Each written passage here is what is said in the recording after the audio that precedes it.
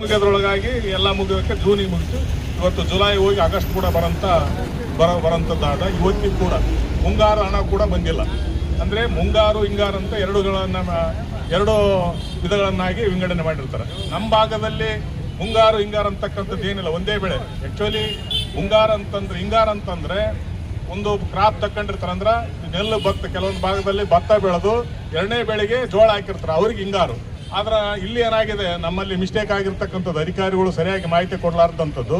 ಸಿಂಧನೂರು ತಾಲೂಕಿಗೆಲ್ಲ ಮುಂಗಾರು ಆಗ್ಯಾವ. ಮಾನ್ವಿ ತಾಲೂಕಿನಲ್ಲಿ ಕೆಲವೊಂದು ಊರು ಮಾತ್ರ ಮುಂಗಾರು ಮಾಡ್ಯಾರ, ಉಳಿದವೆಲ್ಲ ಹಿಂಗಾರು ಮಾಡ್ಯಾರ. ಇದೇ ನಾವು ಮುಂಗಾರು ಮಾಡಿದ್ರಿಗಿನ 90% ಪೇಮೆಂಟು ನಮಗೆಲ್ಲ ತಾಲೂಕಿನಲ್ಲಿ ಆಗೋಗ್ಬಿಡ್ತದ್ದು, ಮಾನ್ವಿ ತಾಲೂಕಿನಲ್ಲಿ. ಆದ್ರೆ ಅಧಿಕಾರಿಗಳ ಒಂದು ನಿರ್ಲಕ್ಷ್ಯನೋ ಏನೋ ಗೊತ್ತಿಲ್ಲ, ಇವರು ಎಲ್ಲ ಭಾಗಕ್ಕೆ ನಮ್ಮ ಮಾನ್ವಿ ತಾಲೂಕಿನ ಮಾತ್ರ ಹಿಂಗಾರು ಮಾಡಿಬಿಟ್ರು. ಹೀಗಾಗಿ ಇವತ್ತು ನಮ್ಗೆ ಮುಂಗಾರೇ ಸಂಪೂರ್ಣವಾಗಿ ಪೇಮೆಂಟ್ ಆಗಿಲ್ಲ. ಮಾರ್ಚ್ ಏಪ್ರಿಲ್ 23ರವರೆಗೆ ಮಾತ್ರ ಇವತ್ತು ಮುಂಗಾರು ಪೇಮೆಂಟ್ ಆಗ್ಯಾವ. ಜೂನ್ ಅಂತ್ಯದವರೆಗೂ ಕೂಡ ಇನ್ನೂ ಪೇಮೆಂಟ್ ಮುಂಗಾರು ಬರಬೇಕಾಗ್ಯದ. ಇನ್ನು ಹಿಂಗಾರು ಬೆಳೆದಂತೂ ದೂರ ಉಳಿತು. ನಾನು ನಿನ್ನೆ ದೂರವಾಣಿ ಮುಖಾಂತರ ಮಾತಾಡಿದಾಗ ಇವತ್ತಿಗೂ ₹1 ಕೂಡ ಸರ್ಕಾರದಿಂದ ಬಂದೇ ಇಲ್ಲ. ಪೇಮೆಂಟ್ ಇನ್ನು ಕೊಡ್ತು ಅಂತ ಹೇಳೋದಕ್ಕೆ ಏನು ಹೇಳ್ತಾರೋ ಏನು ಗೊತ್ತಿಲ್ಲ. ಆಲ್ರೆಡಿ ಅಧಿಕಾರಿಗಳು ಬಂದು ಮಾತಾಡ್ತಾರ. ಆದ್ರೆ ಈಗ ಮಳೆ ಬಂದು ನಮ್ಗೆ ಸುಮಾರು ಸರಿಯಾಗಿನ ಮಳೆಗಾಲ ಆಗಿಲ್ಲ, ಬಡನ ಆಕಸ್ಮಿಕವಾಗಿ ಮಳೆಗಿನ ಬಂದಿದ್ರ ಇವತ್ತು ಜೋಳ ಹಾಕಿದಂಥ ರೈತರಿಗೆ ₹10 ಕೂಡ ಪೇಮೆಂಟ್.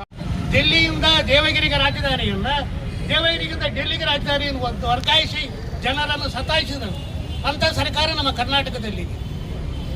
ಆಡು ಮುಟ್ಟದ ತಪ್ಪಲಿಲ್ಲ, ನಮ್ಮ ಸರ್ಕಾರ ಭ್ರಷ್ಟಾಚಾರ ಮಾಡದ ನಿಗಮಗಳೇ ಇಲ್ಲ.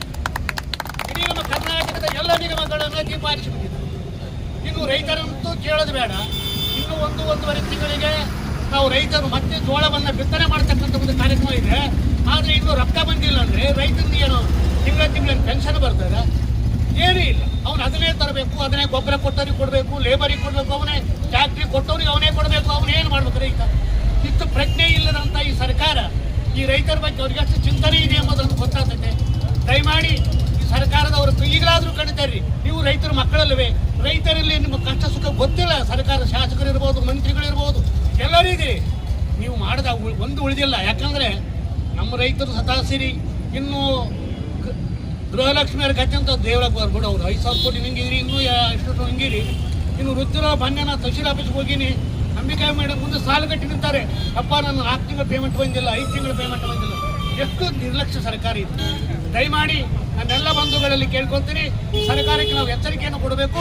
ಮತ್ತು ಮುಂಬರುವ ದಿನಗಳಲ್ಲಿ ಈ ಸರ್ಕಾರವನ್ನು ಕಿತ್ತೊಯ್ಯುವಂಥ ಕಾರ್ಯಕ್ರಮ ಕೂಡ ನಾವು ಮುಂದಾಗಬೇಕಾಗಿದೆ.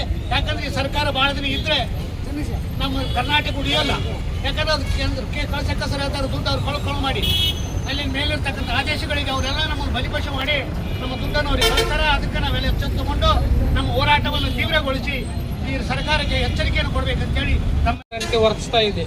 ಇವತ್ತು ಒಂದು ಕಣ್ಣಿಗೆ ಸುಣ್ಣ, ಒಂದು ಕಣ್ಣಿಗೆ ಬೆಣ್ಣೆ ಎಂಬ ರೀತಿಯಲ್ಲಿ ನಡೆದುಕೊಳ್ಳುತ್ತಿದೆ. ಇವತ್ತು ಏನಾಗಿದೆ ಅಂತಂದರೆ ರಾಗಿಗೆ MSP ಹಣ ಬಿಡುಗಡೆ ಮಾಡಿಬಿಟ್ಟಿದ್ದಾರೆ. ಯಾಕಂದರೆ ಅದು ಆ ಕಡೆ ಬೆಂಗಳೂರು, ಮೈಸೂರು, ಮಂಡ್ಯ ಅಂತಂದರೆ ಒಂದು ನೋಡ್ತಾರೆ ರಾಜಕಾರಣಿಗಳು. ನಮ್ಮ ಉತ್ತರ ಕರ್ನಾಟಕ ಒಂದು ಭಾಗ ಆಗಿ ನೋಡ್ತಾರೆ. ರಾಗಿ ಬೆಳೆಗೆಲ್ಲ ಸಂಪೂರ್ಣ MSP ಹಣ ಬಿಡುಗಡೆ ಆಗಿದೆ. ಇವತ್ತು ಜೋಳಕ್ಕಾಗಿಲ್ಲ. ಮಾನ್ವಿ ತಾಲೂಕಿನಲ್ಲಿ ಜೋಳ 1,54,000 ಕ್ವಿಂಟಲ್ ಜೋಳ ಖರೀದಿಯಾಗಿದೆ.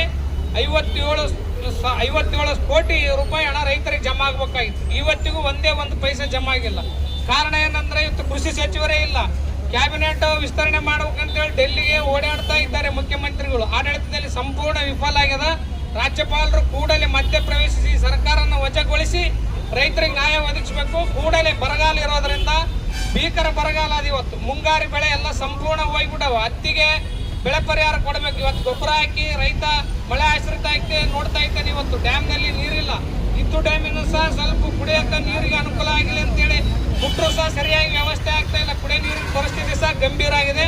ಆದ್ರಿಂದ ಸರ್ಕಾರ ಇದನ್ನ ರಾಜ್ಯಪಾಲರು ಮಧ್ಯಪ್ರವೇಶಿಸಿ ಸರ್ಕಾರನ ವಜಾಗೊಳಿಸಿ ರೈತರಿಗೆ ನ್ಯಾಯ ಒದಗಿಸಬೇಕು. ಆದಷ್ಟು ಶೀಘ್ರವಾಗಿ ರೈತರಿಗೆ ಹಣ ಜಮಾ ಮಾಡಬೇಕಂತ ಈ ಮೂಲಕ ನಾವು ಒತ್ತಾಯ ಮಾಡಿ 2 ಮಾತು ಮುಗಿಸ್ತೀವಿ. ಜೈ